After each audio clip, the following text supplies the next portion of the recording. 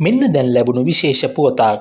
සංචාරක ප්‍රවර්ධන කාර්යාංශයේ රුපියල් මිලියන 7.8ක මුදලක් ඌව පළාත් සභා මැතිවරණයට ප්‍රචාරණ කටයුතු කිරීම සම්බන්ධ චෝදනාවකට අදාළව හිටපු ඇමති බැසිල් රාජපක්ෂ ඇතුළු සැකකරුවන් කිහිප දෙනෙකු අත්අඩංගුවටගෙන අධිකරණයට ඉදිරිපත් කරන ලෙස කොටුව මහේස්ත්‍රාත් පසන් අමරසේන අපරාධ පරීක්ෂණ දෙපාර්තමේන්තුව වෙත නියෝග කරනු ලැබුවා.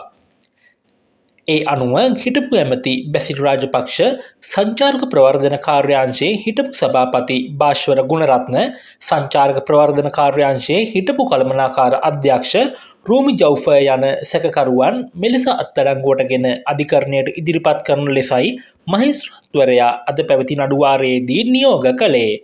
2014 වසරේ සංචාරක ප්‍රවර්ධන කාර්යාංශයේ මුදල් භාවිතා කර සංචාරක ප්‍රචාරක කටයුතු ලෙස පවසමින් රුපියල් මිලියන 7.8ක මුදල එක් පසෙක හිටපු ජනාධිපති මහින්ද රාජපක්ෂගේ පින්තූරය සහ අනෙක් පස ප්‍රධාන දේශපාලන පක්ෂයක නම භාවිතා කරමින් ටී-ෂර්ට් 12000ක මුද්‍රණයක් කර මොනරාගල දිස්ත්‍රික්කයේ පැවති රැලියක් සඳහා බෙදා හැර ඇති බව අපරාධ පරීක්ෂණ දෙපාර්තමේන්තුව මෙලෙස අධිකරණයට දන්වනු ලැබුවා.